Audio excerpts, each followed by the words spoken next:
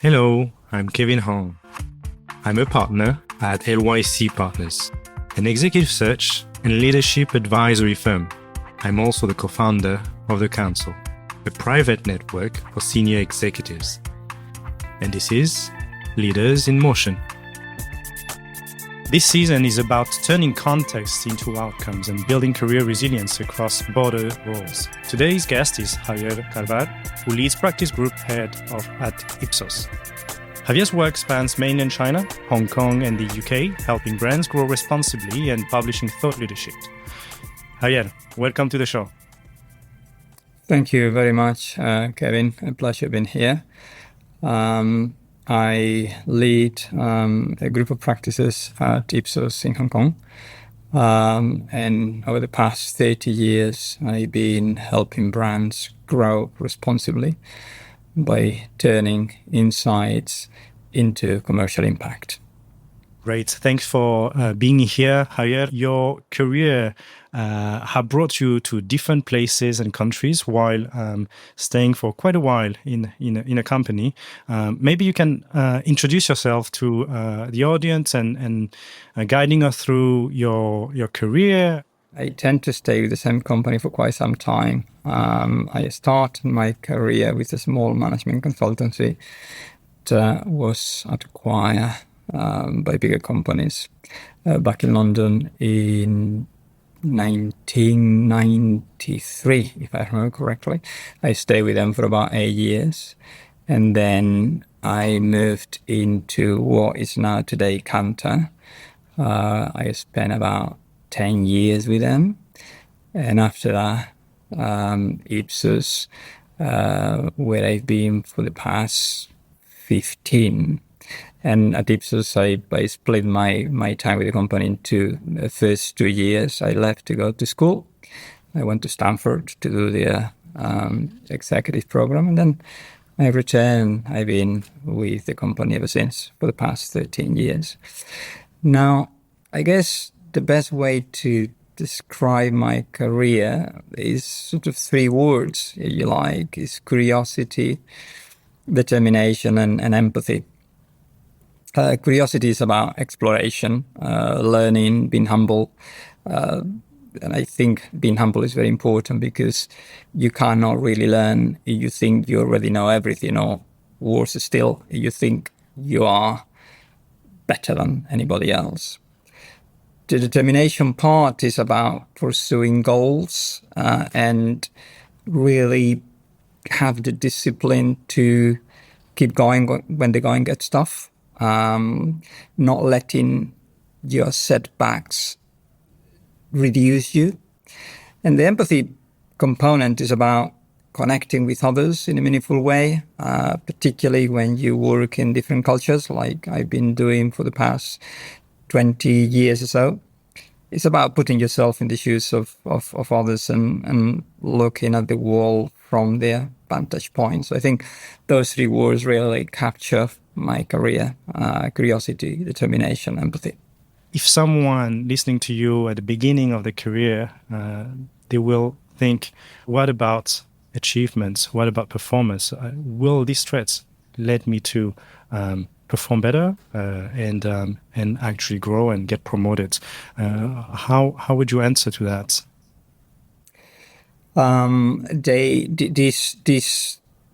These qualities have certainly helped me. I think it's very important to think about impact. What is the impact that you can have on your organization? And there are 3 things. The first is impact on your clients, because if your clients grow through the advice and the work that you do for them, you grow as well. So impact on your clients. The other is impact on your teams. You need to help your teams grow, ideally with a view to making you redundant. So impact on clients, impact on your team. And you do those 2 things well, the revenue, the profitability will come as a natural outcome of those 2 things. Sometimes the top performers or individual contributors do not make the best leaders or managers, and they can come out frustrated as they come to become leaders. So what do you think? What you say is very true, Kevin, and I think we need to distinguish between expertise in your discipline. You can be a phenomenal market researcher, an outstanding consultant, an advisor, but that doesn't necessarily make you a good manager, right? And I think what happens sometimes is that we get promoted because we've done a really good job of what we're good at. And with that responsibility, then we find ourselves having to manage people. And, when I started off, managing people was something that you did on the side. It was a bit of some hassle that you had to deal with. Today, team management, people development is a lot more integrated as part of people's roles and responsibilities. But you do need to be good at what you do, definitely, but you also need to be good at managing people. And I would like to add one more thing, which is trust. If you are to manage teams successfully, trust needs to happen, right? And the best way to have that trust is by having credibility, being good at what you do, the technical part of the job, but also warm. You need to come across as someone that is genuinely interested in them as professionals. So that combination of expertise and warm leads to trust, and that's fundamental for you to lead the team successfully. Would you be able to reflect on your own journey and whether you apply what you are saying right now with the experience and maturity and wisdom that you have, and maybe sometimes you have went through that path, maybe sometimes you didn't. Maybe you can share a few stories, anecdotes. I certainly can, and as you talk about wisdom, I cannot help but think of Oscar Wilde, the English poet. He used to say, or he famously said, wisdom comes with age, but sometimes age arrives alone. And I think I experienced that myself, where sometimes perhaps I wasn't as wise as I should have been. There has been instances where perhaps I failed to be as empathetic as I should have been, where, I tend to be someone that looks for constant improvement. That manifests itself in a behavior that I need to be. I don't tend to celebrate successes as much as I tend to focus on improvement opportunities. And I remember this case very vividly. We came out of a session with a client. It was a workshop. The person that led the session the whole day did a really good job. And as we were leaving the client's offices, the first thing that came out of my mouth was, yeah, it was good, but. And then I went on the things that she could have done better. And as we were sitting in the taxi back to the office together, you could see this lady's face just sort of going from pride and satisfaction of having done a good job to just misery. And it was just me that did not take a moment to say, very well done, fantastic, and then talk about improvement opportunities maybe the following day or the following week. It didn't really matter. The point was that she did, and the team around her did a very good job. I made many of those mistakes over the course of my career, and I am a lot more conscious about my personality and the way I do things than I was when I was younger. So I proactively and consciously work on, let's celebrate successes, however small they are. And when people feel comfortable and happy with their achievements. Let's talk about how to do things better. That's a very great story or a story to reflect upon, for sure. I can't help to wonder whether this could have slowed you down when it comes to receiving opportunities. It's maybe not nice, for sure, as a human being, to be treated or to treat someone like this. But in your career, maybe very little impact. I think we need to remember that we grow when we work with others. I don't think anybody grows in isolation. If I am where I am today and I feel I'm in a good place where I am happy, it's not because I am good at what I do. Yes, I am good at what I do, but it's because I've been surrounded with people, first, that believed in me. My bosses, my CEOs, they gave me opportunities. But equally important, I had teams that also believe in me. They put their careers on my hands, and there is no greater responsibility than having people reporting into you and helping them grow, right? So it's very important to think that however successful we might be, we owe a great part of it to other people, above, next to us, and below us. And the minute that we start believing that, then that's the minute that things will start going the wrong way. You mentioned about building trust with the ones below you, but also with the one above you.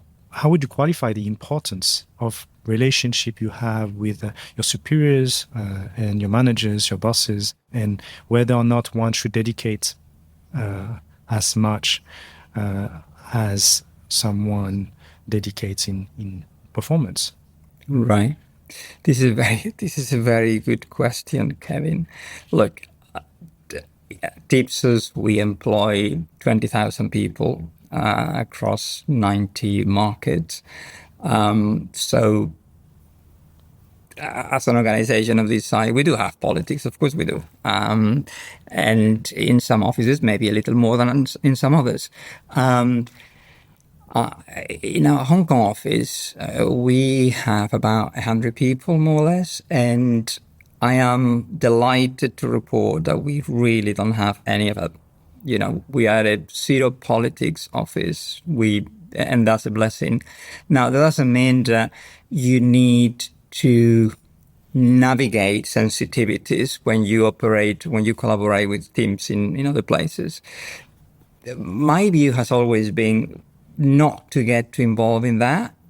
Obviously, to be mindful of stuff, but not to get involved. And that's why very early in my career, I realized that I am a really good number two, but not necessarily a number one.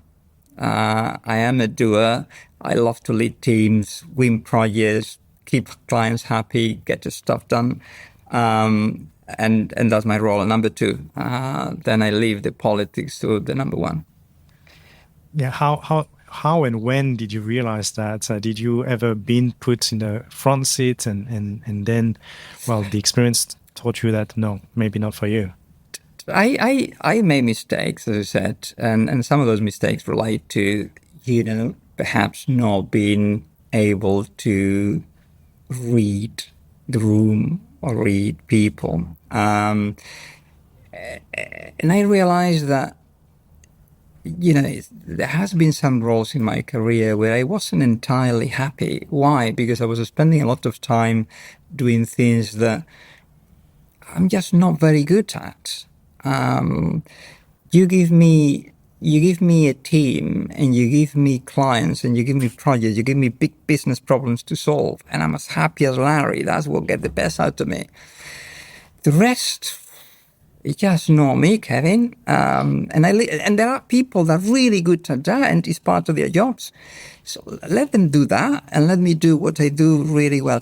In my relationship with our managing director here in Hong Kong, a lady called Annie Chan, is phenomenal. I mean, she does her job really well. She connects us. She manages upwards.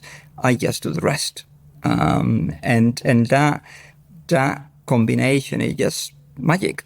And I enjoy my job. I deliver, I drive, and she does the rest, and it's fantastic. And for the ones that potentially would be more interested in this number one position, what do you think are the main quality that they should have? You need to be sensitive to other people's priorities. And something that you realize as you grow older and you've been with an organization for a period of time is that it's seldom either or. You know, you always find a way, you always find that sweet spot where, look, you get what you want out of this, but I also get what I need to drive my stuff forward, right? Um, and that comes again, that becomes easier when you've been with the organization for a long time because you've made a place for yourself. People know what you are really good at and perhaps what you're not so good at. And you also find out the same about others, right? So those synergies, that chemistry becomes a lot more natural. And it becomes almost second nature for you to navigate sensitivities and to find a sweet spot I was referring to. So it obviously becomes a lot easier when you've been with the organization for a long time. How would you advise or describe the ways of building sufficient relationship? You might have had local leaders sitting next to you, but you realize, or sometimes being frustrated that they're really good, but they just don't get the visibility in the head office that they deserve.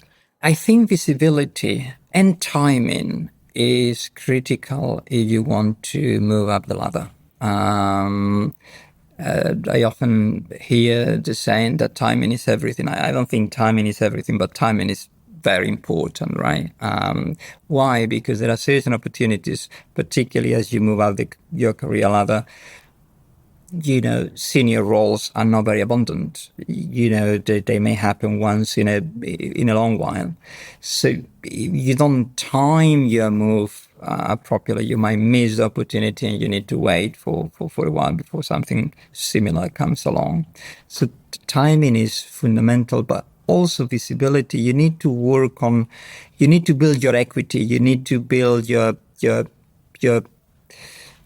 equity and your visibility over time. So you start being on people's radars when those opportunities arise. Would you have an example or a story again to share when it comes to your timing? I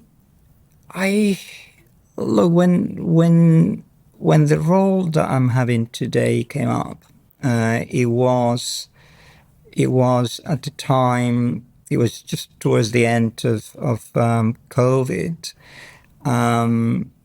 There was a need for someone here in Hong Kong to help our managing director sort of turn things around, get the business back on the growth path.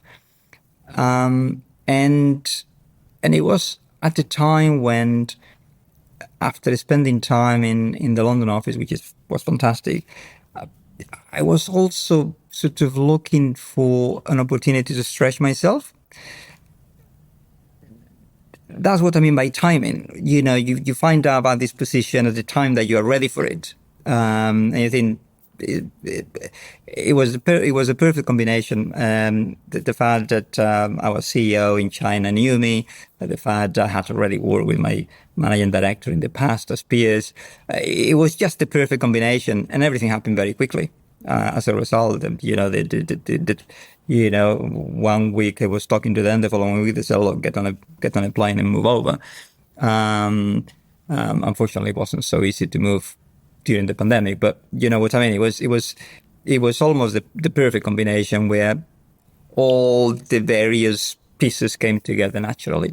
So that's what I mean by timing. It sounds often like being at the right place at the right time, but sometime at the wrong place at the wrong time.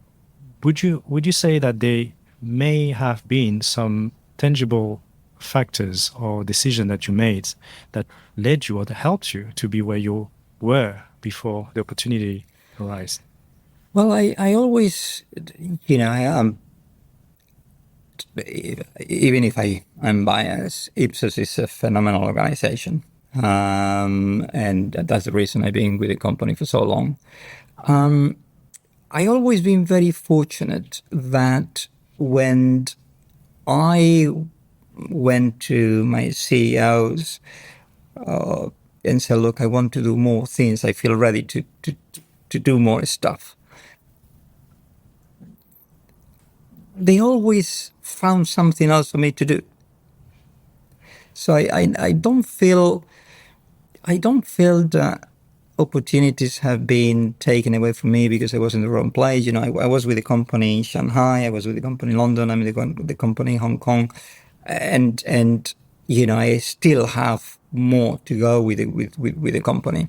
So I think I don't think I missed opportunities as such within the company. You've been in Hong Kong, you've been in Shanghai, and you've been in places at that time, even now, were full and loaded of opportunities and of growth. How would you say that context and market helped your career and to where it is now? Oh God, definitely. Look, when I moved from our London office, I was with Cantor at the time. I moved from our London office to Shanghai in 2002, just a few months after China became part of the World Trade Organization. It became part of the WTO in December 2001. And I moved across in June 2002. The country, and you probably remember that as well, the country was growing so fast that hitting targets was not a problem. You hit your targets halfway through the year. And of course, with that growth come opportunities. You know, I joined. You know, I moved to Shanghai as a bit of an associate director, and within a year and a half, I was a director, and I was running a team of 40 people that nobody back in London would have been able to do in such a short period of time. So of course, circumstances, market context do have a huge impact on opportunity creation. If you look now, it's just very much the opposite. There is no, you know, to use the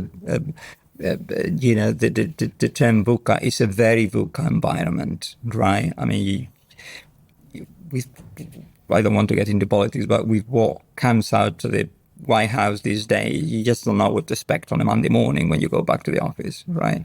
So it's a very different scenario where, you know, resilience is important. Keeping a finger on the pulse of what's going on is very important. And even though it's difficult to plan beyond the next 6 months, you do need to have that midterm horizon in mind as well. And you do need to manage expectations from the top too. Mm-hmm. That's very, very important. That level of transparency, that level of consistency in your messaging, right? You can say one day, oh yeah, you know, things are looking great. And the following week say, look, things are not looking so good. That obviously will not do good for your own career and your reputation. So you need to have a consistent narrative, a well-informed narrative. You need to have the data, the evidence to support, you know, what you can achieve. That is very, very important now. It has been a bit challenging at some point during COVID for market research and international firms in China. And how would you describe how it affected your business and potentially your career, and any doubts that you had at the time?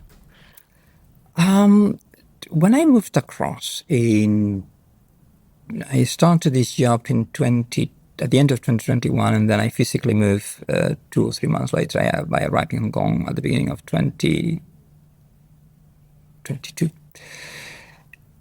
And I was concerned. I was concerned that the mandate I was given to help turn the business around, getting back on a growth path. I was concerned because, Hong Kong was cut off from the rest of the world, as you know only too well. Consumer confidence was rock bottom. And firms were very cautious, right? So I was concerned, but then again, you need to somehow create your own opportunities, right? You need, there are things that you cannot change, but there are things that you can change. You can change the way you engage with your clients. You can find opportunities for mutual benefit. You can identify ways to help them. Looking for win-wins. The first year was tough, but the second year you start to see the results of what you had been doing in year one, right? Clients were a little more receptive. You were connecting with them. They were aligned with you in terms of priorities. So yes, you need to operate within a set of circumstances, but there is also stuff that you can create. You need to find opportunities in a difficult context. And I've been talking to many executives working for international firms and telling me how their own company services pricing became less relevant given the market reality of China, local realities, but also local competition. How would you say that you managed to stay relevant yourself as an executive, but also your business? Yes, something that, you look at the Hong Kong market, something that has become very important is cross-border opportunities. The fact that a lot of Hong Kongers go across to the GBA and spend money there. The fact that even though we are not seeing the same volume but getting there of mainland Chinese coming to Hong Kong to spend, a few days here and money here. And the fact that we now have... Could you just a moment describe, you mentioned GBA. Can you describe, because maybe not everyone knows. Oh, right. Sorry. The Greater Bay Area. The Greater Bay Area, what we used to call years ago, the Pearl River Delta. So that two-way traffic flow where people from one side to the border spend money on the other. And of course, as part of that, we have a relatively large community of mainland Chinese that today have made Hong Kong their home, right? That has significant implications for businesses in Hong Kong. Whether you run a chain of restaurants or hotels, you are a retailer, you sell insurance policies, or you are a bank, you really want to benefit from that new reality. So we found a way to work with our clients, to advise our clients on how to leverage that new reality. And it has worked beautifully for our clients, for ourselves. You have to reinvent yourself and the business constantly, I imagine. That has required, I wouldn't say a reinvention, but perhaps more of a readaptation of our skills and tools to focus more on that particular type of opportunity. And as I said, that, the day before yesterday, 2 days ago, we had a wonderful client event where precisely we focus on that new opportunity for business in Hong Kong. And rather than seeing that as a threat, let's look for opportunities in that new reality. And then now the next step is how we work with our clients to translate the opportunity in a way that is relevant to them, depending upon whether you sell insurance or you run hotels or you're a bank. And this ability to adapt, to innovate, to change, do you see that other markets have the same ability to adjust as quickly, as nimbly as people, as leaders in Asia? That's a very good question, Kevin. And having been both in the West and here, I think this ability to adapt quickly is a lot more. I think we are a lot more agile in Asia than we are elsewhere. And I think that comes from previous decades of fast growth where, there was this thirst for opportunity, this hunger for more. Um, I don't think I don't think, despite the challenges that COVID and the current geopolitical situation, despite the challenges that come with all of that, I think that agility is still part of Asia's DNA. And do you feel that this difference between the West and Europe, do you feel that it can create some tension between regions? Because we talk a lot about culture, but it's also about pace. It's also about how things work or achieve more. Oh, I wouldn't say tensions, but certainly differences. I mean, in practical terms, Kevin, you wouldn't think much of having a meeting with a client at 6 o'clock in the evening, right? A client says, "Look, can we meet or can we have a Teams call?" And yeah, you go. In other parts of the world, probably no. That's me time. I need to head home, or I start working at 5:30. You see, small things like that. The whole thing about work-life balance, of course, it does exist, but that balance is very different here to what I had, for example, in London, because I was in London, right? Even things like working from home is not so much of a thing in Asia, right? You still spend the vast majority of your time in the office, whereas in other parts of the world, there has been problems to bring people back into the office. So yeah, I wouldn't say tension, but you can see differences at that level that translate into difference in other ways as well. Well, maybe you have some anecdotes to share. Did you face any funny or interesting stories? I remember when after 18 years in China, I moved back to London in 2019, just before COVID, and someone told me, "Javier, you really need to slow down. Not everything needs to happen today." And I realized that I was having my Asian mindset in a place where people do things differently. And I'm not saying that it's better or worse, it's just different. So that took a bit of conscious effort to adapt. Um, um, and that's just a very small example of how things how things happen in different places, right? Let me throw you a statement and maybe you can tell me what you think. Here where we are, this curiosity in learning, not telling you you're wrong, but say, okay, maybe, and I will do or I will not do, but we can express this as humility and willing to learn, where in Europe maybe more certainty in how things should operate. Um, I think that's true. Again, curiosity is one of our values at Ipsos. So no matter where you go, there is that element of humbleness and a willingness to learn. We have an expression within the business is dealing with pride, meaning if you do something that looks good and is great, let me steal it too and let me apply it to where we're praised. So in that sense, we are very, very homogeneous. That humbleness, that hunger for knowledge is there. But I agree that in some organizations there is this, oh, we know better, and we've been doing this for a long time, so you might as well listen to and watch how I do it. There is some organizations, but I think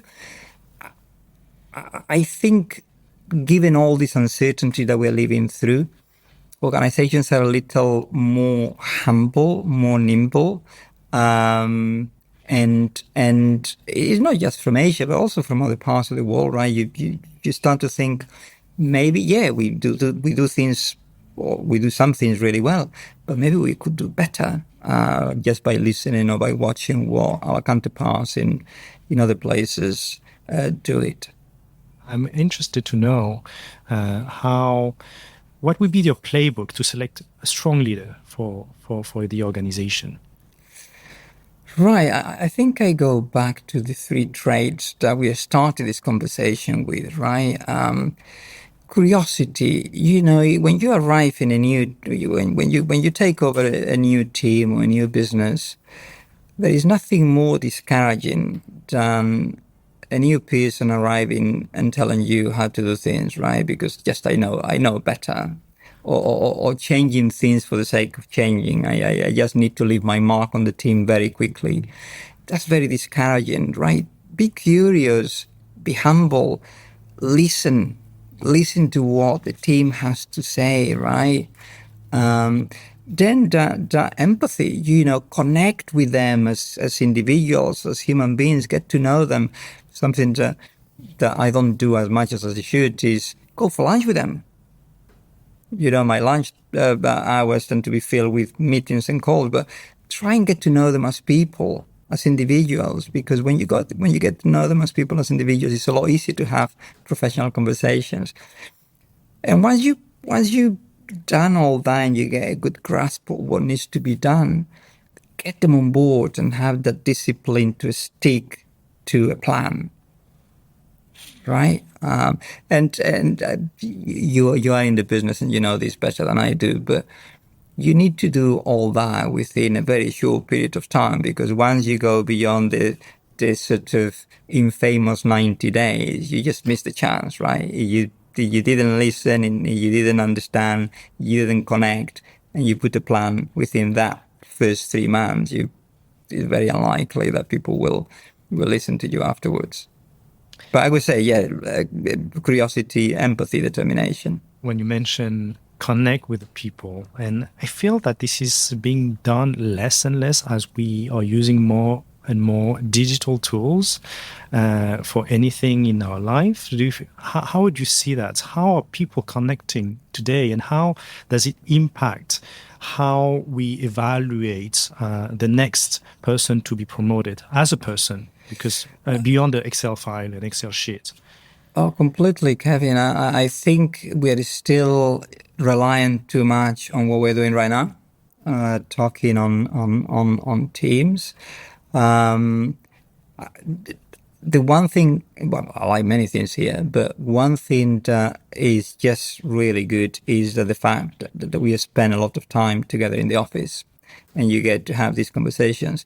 We are more and more now having meetings with clients face to face as well. And it's just so much nicer, because the chit chat that you have on the way to the meeting room or as you go back to the lift about families, about where you live, about small things, just add a different perspective to the relationship, right?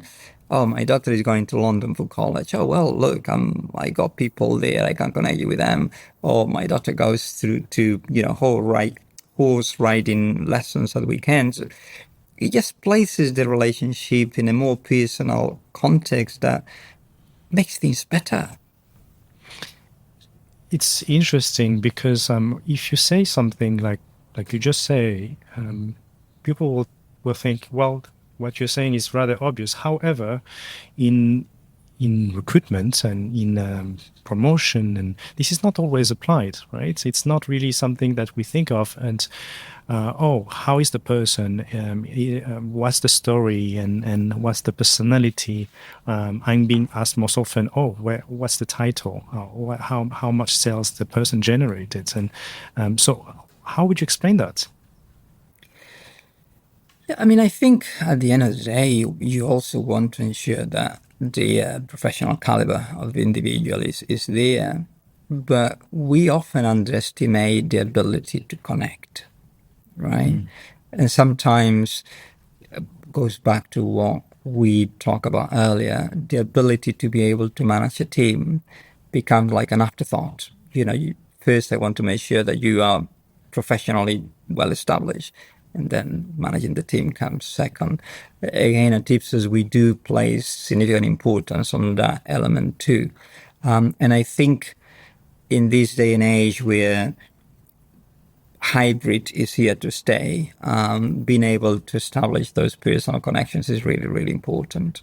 We are mentioning about connection, and it's related to digital. It's related to how the technology now is affecting leadership, but also potentially business.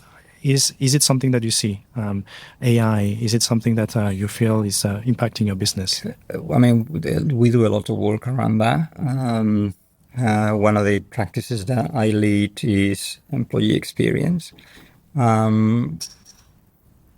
We